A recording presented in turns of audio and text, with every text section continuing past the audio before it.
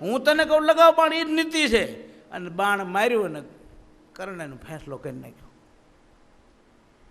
શું પ્રત્યક્ષ ભગવાન હોય ને ત્યારે શાસ્ત્રના નિયમો ન ગોતવા. પ્રત્યક્ષ ભગવાન હોય ત્યારે શાસ્ત્રના નિયમો સાચા, પણ પ્રત્યક્ષ ભગવાન મળે ત્યારે મૂકી દેવા. મયારામ ભટ્ટ હતા માણાવદરના, મયારામ ભટ્ટ મહારાજને થાળ જમાડે, પછી મહારાજને થાળ જમાડે, ઠાકોરજીને થાળ જમાડે, પછી મયારામ ભટ્ટ છે ને પોતે જમી લે, પછી મહારાજને જમાડતા કે મહારાજ તો બધાનું જમે છે અને બ્રાહ્મણ છે પણ બધાનું જમે, હું એમનું જમું તો અભડાઈ જાઉં. બોલો, મૂર્તિને થાળ ધરાવે પણ પ્રત્યક્ષ ભગવાનને ન ધરાવે.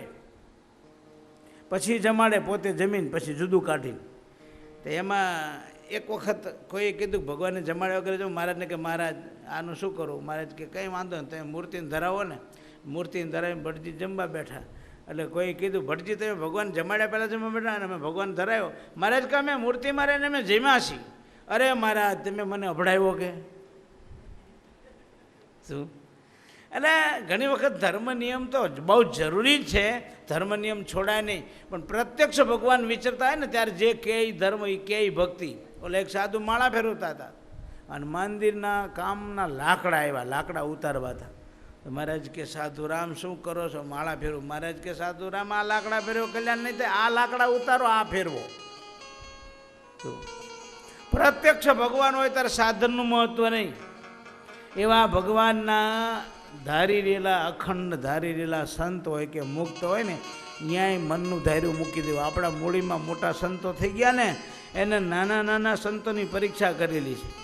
એક સંતે એમ કીધું, એક સંતને વ્રત આવતું હતું ચાંદ્રાયણ મહિનાનું.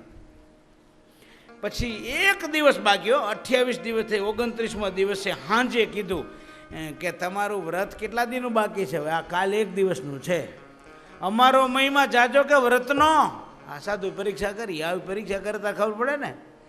પરીક્ષા કરી તમારો મહિમા જાજો સ્વામી, તો હવે કાલે તમારે વ્રત કરવું છે કે અમે કેમ કરું? સ્વામી તમે કહો, પારણા કરી લો, હાલો.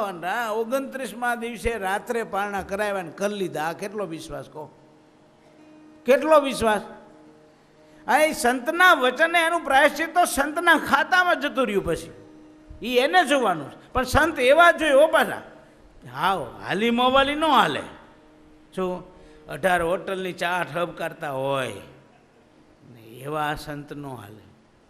સંત એવા હોય પૂરા પૂરા પૂરા વ્રત નિયમમાં, ભગવાનની આજ્ઞા ઉપાસનામાં પૂરા હોય, એની વાત જુદી છે. સંતના વચનમાં બધું આવી જાય છે. એટલે આપણે વાત